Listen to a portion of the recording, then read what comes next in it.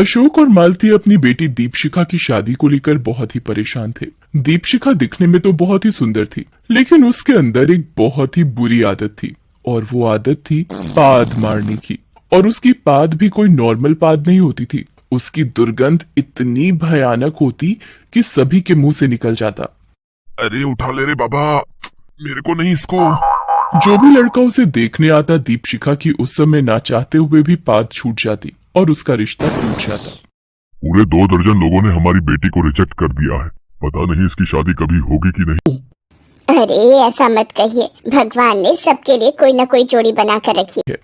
मालती ये बोल ही रही थी कि दीपशिखा जो वहां बैठी मूली खा रही थी, उसने जोरों की पाद मार दी। पाद की आवाज इतनी जबरदस्त थी कि टेबल पर रखा मोबाइल नीचे गिर गया और उसकी स्क्रीन टूट गई। और उसके बाद वहां जो बदबू फैली, उसके कारण अशोक और मालती बेहोश होते होते बचे। अरे दीपशिखा, तुझे पाद ही मारना था तो यहाँ से उठकर चली जाती, दूसरे कमरे में पाद मार लेती, लेकिन तू है कि अपनी आदत से बाज नहीं आती। अरे माँ, मैं उठकर जाने ही वाली थी, लेकिन तब तक पाद छूट गई। ये कहते हुए उसने एक बार फिर से पाद मार दिया। मालती और अशोक नाक पर हाथ रखे हुए दूसरे कमरे में चले गए। 2 दिन बाद की बात है। अशोक ने पंडित जी को घर पर बुलाया था। पंडित जी ने एक बहुत अच्छा रिश्ता उन्हें बताया था। लड़का जिसका नाम मुकेश था, वो बैंक में मैनेजर था और अच्छे परिवार का भी था। उसके पिता रिटायर्ड प्रोफेसर थे, माँ हाउसवाइफ। अरे नहीं नहीं अशोक जी, वो लोग बहुत ही अच्छे हैं। एक पैसे की डिमांड नहीं है उनकी। अरे अच्छे खाते पीते परिवार से हैं। उन्हें दीपशिखा पसंद तो है ना? अरे 100% पसंद है, तभी तो मुझे बात आगे बढ़ाने के लिए बोला है। पंडित जी ये बातें कर ही रहे थे कि दीपशिखा दूसरे कमरे से वहां आई और अपना मोबाइल खोजते हुए बोली, माँ, तुमने मेरा मोबाइल देखा है क्या? मिल नहीं रहा है, मुझे अर्जेंट कॉल करना है। ये कहते हुए उसने जोर की पाद मार दी। पंडित जी जो इतनी देर से दीपशिखा की तारीफ कर रहे थे, उन्होंने उसकी ओर तिरछी नजरों से देखा और कहा, मुझे भी एक अर्जेंट काम याद आ गया, मुझे इजाजत दीजिए। ये कहते हुए पंडित जी वहां से नाक बंद कर निकल गए। उनके जाने के बाद, अरे बेटा, बहुत मुश्किल से ये रिश्ता मिला है, तुम अपनी इस आदत के कारण उसे खो मत देना। मैं क्या करूं पिताजी, मैं कंट्रोल करने की कोशिश तो करती हूँ, लेकिन होता नहीं। बहरहाल किसी तरह दीपशिखा की शादी मुकेश से हो गई। सुहागरात वाले दिन की बात है। तुम बहुत ही खूबसूरत हो, मैं बहुत लकी हूँ कि तुम्हारी जैसी लड़की से मेरी शादी हुई। दीपशिखा जो पूरी शादी में किसी तरह कंट्रोल करके अपने पाद को दबाए बैठी थी, उसने उस मोहब्बत के लम्हे को अपनी पाद से थरथरा दिया। मुकेश बिस्तर से गिरते गिरते बचा। अरे कहीं भूकंप तो नहीं आ गया? भूकंप नहीं तो? तभी उसके नाक से पाद की बदबू टकराई, जो इतनी भयानक थी कि उसका मन उल्टी करने का करने लगा।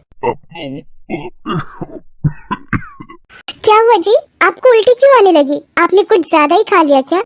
अरे नहीं नहीं, खाया तो मैंने बिल्कुल कम है, मुझे उल्टी इस गंदी बदबू के कारण आ रही है। पता नहीं कहाँ से आ रही है ये बदबू।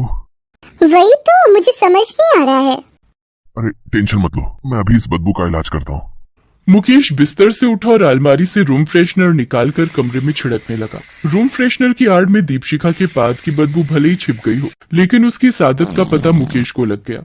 एक रात जब वो देर रात तक ऑफिस का काम कर रहा था, तभी दीपशिखा उसके पास आई और कहा कि सारा दिन काम काम काम काम, कभी तो हमें भी समय दे दीजिए।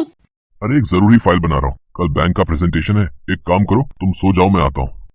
मुकेश ने अपनी बात अभी खत्म भी नहीं की थी कि दीपशिखा ने जोरों की पाद मार दी। कुछ ही सेकंड में उस पाद की बदबू इतनी बुरी तरह से कमरे में फैल गई कि मुकेश का दम घुटने लगा। ये पाद की बदबू कुछ जानी पहचानी लग रही है। सुहागरात के दिन भी ऐसी ही बदबू आ रही थी। कहीं इस बदबू के पीछे दीपशिखा तो नहीं है? मुकेश ने उस समय तो कुछ नहीं कहा, लेकिन वो उस पर नजर रखने लगा और अगले ही दिन उसे पता लग गया कि दीपशिखा ही उस बदबू की जड़ है। धीरे धीरे दीपशिखा के सास ससुर को भी उसकी इस गंदी आदत का पता लग गया। एक दिन वे सभी एक रिश्तेदार की पार्टी में जाने वाले थे। तभी दीपशिखा भी तैयार होकर वहां आई तो उसे देखकर मुकेश ने कहा, अरे दीपशिखा, तुम भी हमारे साथ आ रही हो क्या? हाँ, सब लोग जा रहे हैं तो मैं घर में अकेले क्या करूँगी? अरे दीपशिखा, वो क्या है ना कि हम घर में ताला बंद करके नहीं जा सकते हैं, क्योंकि मोहल्ले में अक्सर चोरी होती रहती है। अगर हम सभी चले गए तो कोई ना कोई चोर घर में घुस जाएगा। हाँ हाँ, अभी 2 दिन पहले ही तो शर्मा जी के घर में चोर घुस आए थे। दीपशिखा, अगर तुम्हें मन है शादी में जाने का तो तुम जाओ, मैं घर पर रहती हूँ। अपनी सास की बात सुनकर दीपशिखा ने कहा, अरे नहीं नहीं माँ जी, आप लोग जाइए ना, मैं घर पर रहती हूँ। ये बात तो आई गई हो गई, लेकिन धीरे धीरे दीपशिखा को लगने लगा कि वे सभी जानबूझकर उसे कहीं ले जाने से बचते हैं। यहाँ तक कि घर में भी कोई उससे ठीक से बात नहीं करता था। कोई मेहमान अगर घर पर आता तो उसे उसके सामने नहीं जाने दिया जाता। उसका पति मुकेश भी अब उससे खिंचा खिंचा रहता, यहाँ तक कि वो रात को उसके पास सोता भी नहीं था। एक दिन जब उसने मुकेश से इस बारे में पूछा तो तुम्हें पता नहीं है कि मैं तुमसे क्यों खिंचा खिंचा रहता हूँ? अरे तुम्हारी आदत के कारण। अरे पादते तो सबको ही है, लेकिन ऐसी जहरीली पाद और लगातार पाद कौन बर्दाश्त करेगा? मेरी तो किस्मत ही फूट गई कि तुम्हारे जैसे पतक्कड़ मेरे जीवन में आ गई। ये कहकर वो दूसरे कमरे में चला गया। दीपशिखा बहुत रोई, लेकिन रोने से पादने का तो कोई कनेक्शन नहीं है। ऐसा तो हो नहीं सकता था कि रोने से उसकी पाद रुक जाए। उसके सास ससुर भी अब उसे गाहे बगाहे ताने देने लगे। बहू, वो आज कुछ मेहमान घर पर आ रहे हैं। मैं चाहती हूँ कि जब तक वो रहे तुम ऊपर वाले कमरे में खुद को बंद कर लेना, और जब तक वो ना जाए तुम बाहर मत निकलना। मैं नहीं चाहती कि तुम्हारी पादने की आदत के कारण बिरादरी में लोग मेरी हंसी उड़ाएं। दीपशिखा को अब वो घर काटने को दौड़ता था। पादती तो वो अपने घर में भी थी, लेकिन उसके माता पिता उसका इस तरह से अपमान कभी नहीं करते थे। वो बेचारी अब घुट घुट कर उस घर में रहने को मजबूर थी। मन तो उसका करता कि वो भाग जाए, लेकिन वो अपने पति से बहुत प्यार करती थी। एक बार की बात है, रात के 11:30 बजे थे, तभी कुछ चोर उसके घर में घुस आए। बहुत मोटी पार्टी है ये, अच्छे से हाथ साफ करना है इनके यहाँ। मैं घर वालों को अपने कब्जे में लेकर उनसे गहने और रुपए निकलवाता हूँ। तब तक राका, शाका, पिंटू और मंटू सारा कीमती सामान इस बोरे में भरो। एक चोर चाकू की नोक पर उन सभी को बाहर ले आया और घर के सारे गहने और रुपए समेटने लगा। शोरगुल और खटर पटर की आवाज से ऊपर वाले कमरे में सोई दीपशिखा की आंखें खुल गई और वो कमरे के बाहर आई तो उसने जो देखा उसे देखकर उसकी आंखें फटी की फटी रह गई। माल और कहाँ है घर में, बताओ, नहीं तो चाकू पेट के अंदर पूरा का पूरा डाल दूंगा। उसने देखा कि चोरों के गिरोह ने उसके पति और सास ससुर को बांध कर रखा हुआ है। उसे बहुत गुस्सा आया और वो चीखती हुई नीचे आई। तुम लोग मेरे घर में कैसे घुस आए, और मेरे पति और सास ससुर को तुमने क्यों बंधक बना कर रखा है? मैं अभी पुलिस को बुलाती हूँ। ओए झांसी की रानी, ज्यादा नाटक मत कर, नहीं तो चाकू जाएगा तेरे पेट के अंदर और तू जाएगा सीधा ऊपर।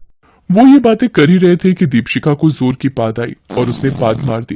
पाद की आवाज से चोरों में खलबली मच गई और जैसे ही पाद की बदबू फैली, चोरों का दम घुटने लगा। अरे राका, मेरा दम घुट रहा है। इतना गंदा कौन पादता है बे? भाई मुझे तो उल्टी आ रही है और बेहोशी सी छा रही है। पाद सूंघने के बाद सारे चोरों की हालत एक जैसी ही थी। थोड़ी देर बाद वो सभी पाद की बदबू से बेहोश हो गए। उनके बेहोश होते ही दीपशिखा ने पहले तो अपने ससुराल वालों को बंधन मुक्त किया और फिर पुलिस को फोन किया। पुलिस तुरंत ही वहां आई और उन चोरों को गिरफ्तार कर लिया। आपकी बहू तो बहुत ही बहादुर है। इन चोरों ने पिछले कई महीनों से हमारी नाक में दम कर रखा था। हर बार ये हमसे बच भी जाते थे, लेकिन आज आपकी बहू ने तो कमाल कर दिया। हम बहुत जल्द ही आपकी बहू को सम्मानित भी करेंगे। हमारे देश को ऐसी बहादुर महिला की बहुत जरूरत है। पुलिस उन्हें लेकर चली गई। दीपशिखा की पादने की आदत ने उसके ससुराल वालों की जान तो बचाई ही, उन चोरों को भी पकड़वा दिया। उसके ससुराल वालों को अपनी गलती का एहसास हुआ। उन्होंने दीपशिखा से माफी मांगी और गाते हुए कहा, तेरा पाद पाद पाद बदबूदार, पर फिर भी हम करते हैं तुमसे प्यार। प्यारी